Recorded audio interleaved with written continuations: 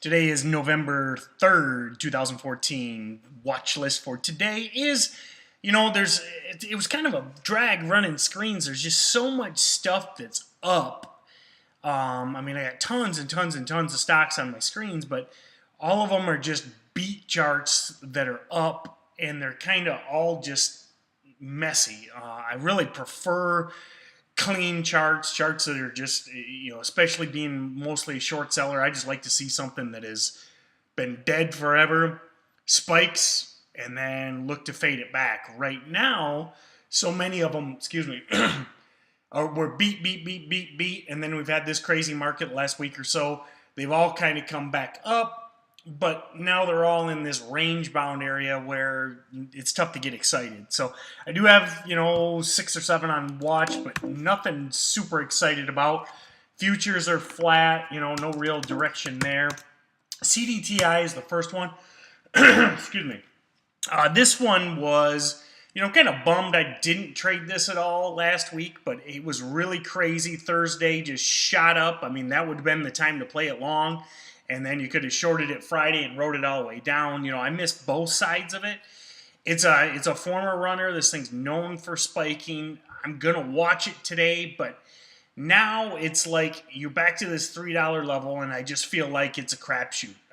You could short it, and it could fall to 2, or you could buy it, and it could go back to 4, or, it just... hopefully there's some sort of direction here, but I'm afraid it's just going to end up being mixed all day.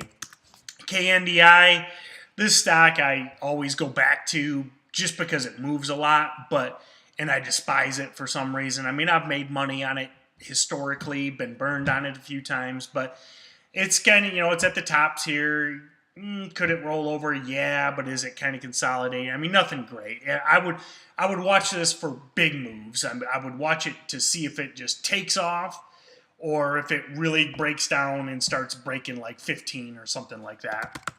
ONCY, made good money on this Friday. I was pretty happy with it. I shorted it right in here, this first candle, 103, 104, and I had a target of 10 cents. I got my 10 cents, which was nice. It was 3,000 shares, so it was a little over $300. But these, I even though the chart's predictable, I just don't like trading for 10 cents. But it works, and so it's right back to where it was. I'll be watching this. Ideally, I've got this alert here to break out. I would love to see it go crazy, 120s, 130s, 150 or something, and then get short. If it just bangs around 1 all day, yeah, it's up from 50 cents. Without a hard spike, it's not worth the risk. So RFMD, this is another one of those charts. It's down, it's kind of trending up. Could it crack? I don't know. Maybe. Nothing great. VIMC, this is a lot like candy. I love to short this stock. It's up a lot pre-market. You can see gapped up. They had, looks like a conference call is either right now or coming up.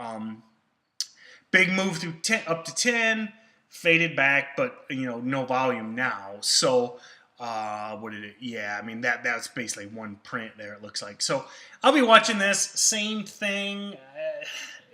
Now that it's popped and gone nowhere, it could just sit there.